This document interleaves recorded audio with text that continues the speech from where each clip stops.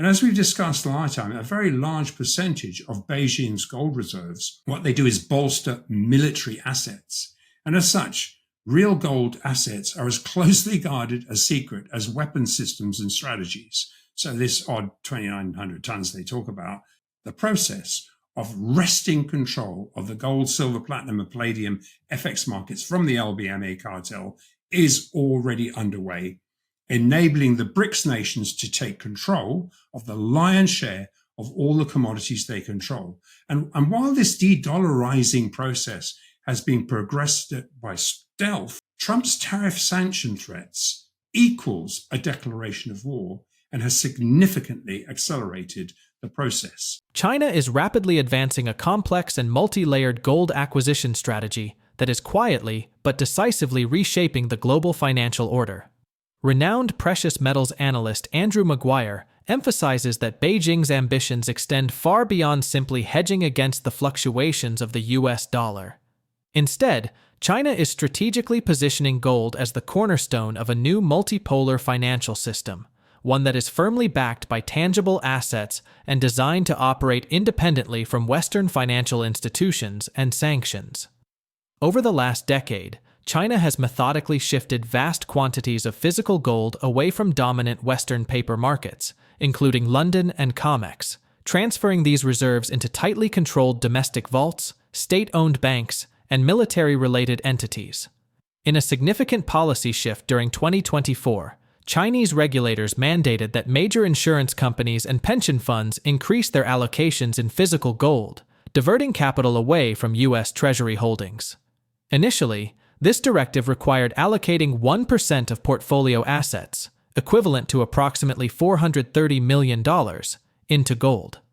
By mid-year, this figure quietly doubled, resulting in a cumulative demand that now exceeds 25% of the annual global gold mine production.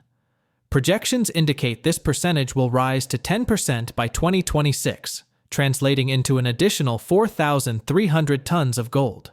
Unlike typical holdings, China stores this gold in secure domestic vaults, not global ETFs, removing it from international markets and advancing its goal of a BRICS-led trade system. The scale of China's gold accumulation is further amplified by the participation of its citizens, whose private holdings have surged to over 31,000 tons, surpassing all other countries globally. According to Maguire, this vast pool of private gold also serves a strategic purpose beyond mere investment. In scenarios of geopolitical conflict or economic emergency, such as a potential crisis involving Taiwan, this initiative would temporarily bring private gold assets under state control, with guarantees of equitable compensation, effectively doubling the country's accessible reserves to an estimated 70,000 tons. This level of accumulated gold reserves far exceeds those held by Western central banks, marking a transformative shift in the global monetary power balance and underscoring China's growing influence on the world stage. Now, we present the clips from Andrew's interview. Before we continue to discuss this, please subscribe to our channel and activate the bell icon for timely updates. And while we've been tracking direct central bank purchases for a heck of a long time, some of these transactions have been acknowledged by the World Gold Council in this report. So in essence, 19 out of 36 respondents in the World Gold Council survey said they're buying gold directly from domestic artisanal and small-scale gold miners in local currencies. Okay, so you need a facility for that. 4 are thinking of following suit as well. Now, this is a slightly higher figure than last year's survey, which was there was about 14 central banks out of 57 said they were buying directly from domestic sources. What does this do? It leaves the LBMA cartel of market makers out in the cold. Furthermore, as we've been tracking ever since the IMF refused China's offer to buy its share of the 400 tons of IMF gold. Remember, that was back in 2010. And you remember that they put up 400 tons of gold for sale. India was allowed to take half, 200 tons. But Beijing's bid to take the remaining 200 tons at the current price was then about $1,000, was absolutely blatantly refused. So China went on the offensive against the West. That was really the pivotal moment where China moved in against the West. And as we tracked at the time, that remaining 200 tons was sold into the market as part of the 50-year gold capping mandate. In other words, we saw time and time and time again over the years, gold being sold into the marketplace or leased into the marketplace. So this was a way of continuing that game. Now, it's no coincidence, though, that this was when China pushed back at the West by opening its gold market to its citizens. Do you remember there was billboards the size of houses put up, TV adverts, go buy gold? Now, it astounded a lot of people because no one had ever seen a government do that before.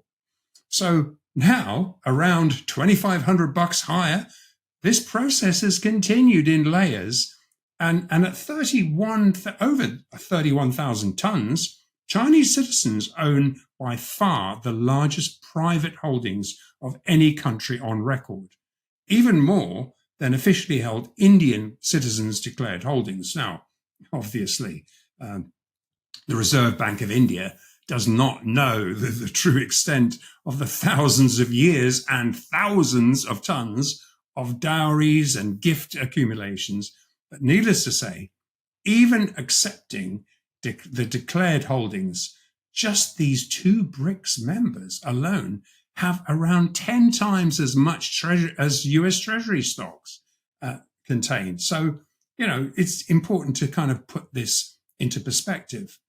So ultimately, with gold increasingly backing real-world assets, the US administration has two choices: head into a losing head-on battle against the global majority, or revalue gold to compete.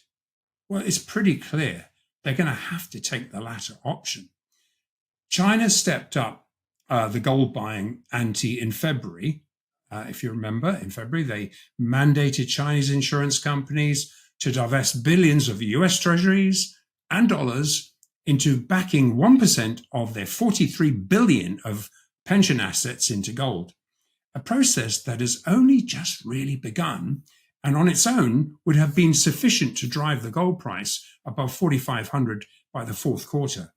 But we've got reliable information that this percentage increased to 2% in June, which equates to over 25% of all global mine supply. And word is this is ultimately going to rise to 10% or 4.3 billion in 2026. Now, it's no coincidence that the very large unreported 400-ounce monetary central bank purchases have consistently flowed out of London, out of Switzerland and Dubai hubs over the last 15 years, enabling tens of thousands of tons of gold to be secretly accumulated. And as we've discussed last time, a very large percentage of Beijing's gold reserves, what they do is bolster military assets. And as such, real gold assets are as closely guarded a secret as weapon systems and strategies. So this odd 2,900 tons they talk about is window dressing. This is why official reserves do not include unreported BRICS, primarily Russian, Chinese, and Saudi, 400-ounce monetary gold accumulations, which also picked up significantly in March 2022. Not including what is secretly held by the Chinese generals, empirical evidence suggests that in aggregate, including this 2,292 tons of officially reported gold, Beijing has salted at least 35,000 tons of gold inside the state-held banks. And this is why we drew attention to the probability that into the very real threat of a US-China South Seas China-Taiwan war, should Beijing need to actually bolster their gold reserves, as we saw in the trial ballooned 2023, we covered this in an episode back then, where they trial ballooned Chinese citizens' gold could be, as we say, patriotically leased into the state as part of the war effort, with the PBOC assurances it would be equitably returned at a higher price. And as such, in time of war, Chinese physical reserves could easily exceed over 70,000 tons. So I'm just trying to give an idea of the scale here. As these gold assets, as they're tokenized and provide real money backing to real world assets to be traded in real time into tariff sanction proofed 7-second settlement process, the process of wresting control of the gold, silver, platinum, and palladium FX markets from the LBMA cartel is already underway, enabling the BRICS nations to take control of the lion's share of all the commodities they control. And while this de-dollarizing process has been progressed by stealth, Trump's tariff sanction threats equals a declaration of war and has significantly accelerated the process. Now, one only has to look at the charts, really, of the two LBMA CME market makers acting for the Fed. They still enjoy sufficient COMEX position concentration, which is the key. Is that's how they can act as a cartel, because they have the massive position that can be, when you have a position concentration in any market, then obviously you can move stuff around. And they can collusively set up regular end of month wash and rinse cycles. And we saw another attempt today. But these synthetic efforts are notably muted. And quite simply, there's insufficient leveraged Western speculators left to be sucked into the COMEX meat grinder to maintain this 50-year synthetic gold price suppression machine. Underpriced, unallocated COMEX gold is being targeted by increasingly liquid BRICS-centric physical exchanges. Now, because the BRICS gold price benchmarks are true physically settled, and this is the key, globally fungible, Basel III compliant, first-tier, high-quality liquid asset price, gold anywhere around the world is physical gold anywhere around the world is immediately fungible across the globe at the price, the global price. So that's going to impact this settlement occurring outside the LBMA is going to really backwash into the local London gold fixes, which also have to be Basel III compliant at the moment of the fix. Over the past 16 months, the Federal Reserve has been gradually repurchasing gold leases borrowed from the Bank for International Settlements, BIS, at progressively higher prices, signaling a significant shift in the global gold market. Andrew Maguire highlights that despite aggressive attempts to suppress prices and flush out speculators, most notably in December, when China swiftly absorbed large volumes, efforts to drive gold prices lower have consistently failed. This pattern of rising physical gold settlements reflects the weakening grip of the LBMA and COMEX's decades-long price control, as increasing amounts of paper gold are being converted into physical metal through exchanges that prioritize actual delivery. Gold lease rates have surged, with short-term costs reaching 9.4%, underscoring a tightening of the physical market's supply. Maguire explains that this trend represents the gradual collapse of Western paper-driven gold manipulation, as BRICS nations and allied physical exchanges gain dominance, setting a new, transparent global benchmark for gold prices based on real supply and demand.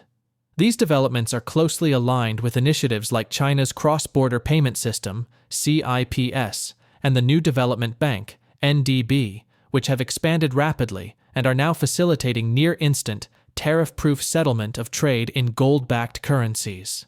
Physical gold is increasingly being tokenized and integrated into blockchain-based platforms, further reducing reliance on Western financial infrastructure. Vaulting hubs in key BRICS and allied countries, such as Singapore, Shanghai, Saudi Arabia, Russia, and Brazil, are creating a network of physically settled gold trading centers that operate outside the influence of London's traditional markets. This shift is reinforcing the move away from fiat currencies toward a system anchored by tangible assets, with gold playing a central role in securing economic sovereignty amid escalating geopolitical tensions.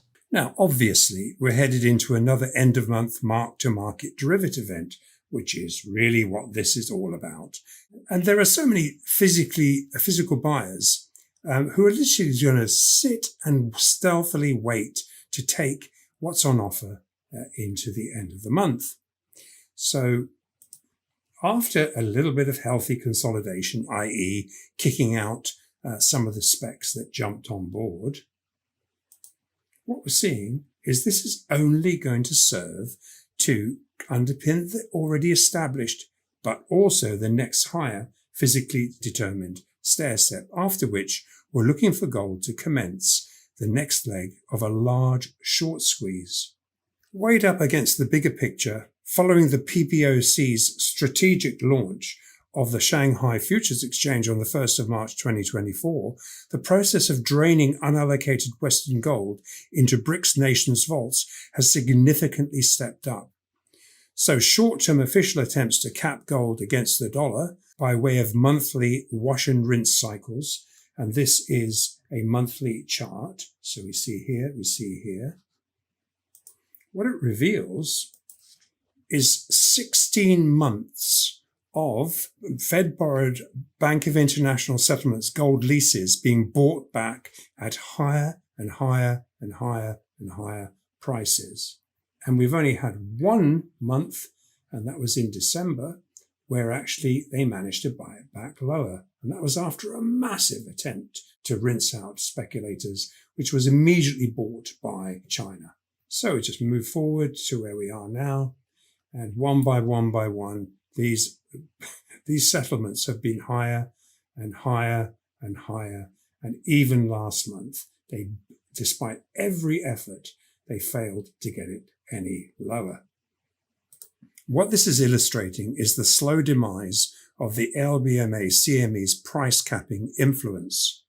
The resulting impossible to ignore series of higher physically supported stair steps provides clear evidence that sufficient CME LBMA paper market liquidity has been alchemized, meaning turned into physical gold by physically settled exchanges, which are now taking control away from the LBMA CME ringmasters so as to benchmark a real globally determined supply-demand price, namely the price the owner of a physical bar is actually willing to accept an offer for it. In gold, with very few offers to even lend metal now, lease costs have also expanded. Short-term lease rates for gold are currently 9.4%, indicating tight supply. Now, this is a silver chart. I'm going to actually ask you to remember this spike higher where silver finally broke out of the LBMA's control, and the 92-cent premiums being charged for the shorts to actually cover. And essentially, that proves that these asymmetrically imbalanced trades, this is commercials having to buy back their short trades well in excess of $4,000 per contract, higher than they wanted to. So just keep that in mind for when we look at silver. So in summary, the LBMA are losing control of this counterintuitively based 50-year price suppression game, which has allowed them to cash settle gold alongside every other fiat diluted asset. And they're losing this control because in aggregate, the BRICS nations have now accrued sufficient physical market liquidity to actually benchmark this self-arbitraging, fungible global sanction and tariff-proof gold price for T+0 settlement. We're talking instantaneous settlement. So in sync with the NDB rollout, China's cross-border payment system, the CIPS, already interconnects with 4,900 banking institutions, and it's growing by several every day. Now, the CIPS settlement platform actually overtook SWIFT transactions in April. I thought it was May. So tokenizing these BRICS collaborations into stable coins backed by real assets, along with a race to secure as much gold as possible to back the value of each nation's foreign exchange currency. Now, following Trump's 50-day Russian and BRICS counterparty tariff sanction threats that followed 2 weeks, I think it was last week or the week before, when we saw freshly weaponized EU-Russia sanctions, what we have is credible information. The already beta-tested 40% gold-backed decentralized sanction and tariff-proofed blockchain rails are about to formally launch. The clues are actually all there. Following China opening up and opening vaulting and physical metal facilities into a series of Western-facing gold vaults and settlement hubs where it can be moved across the floor and delivered T+0. There's a lot more of these beginning to follow. In the coming years, the gold market is poised for a profound transformation as the dominance of paper-based trading diminishes and physical gold takes center stage. Demand for physical gold is expected to grow steadily, pushing prices higher due to tightening supplies and increasing costs. This trend will be reinforced by the expansion of transparent, physically settled exchanges and a network of global vaults operating independently of traditional Western financial systems. Emerging technologies, such as blockchain and digital asset tokenization, will enable secure, near-instantaneous cross-border gold settlements, laying the groundwork for a new international financial architecture.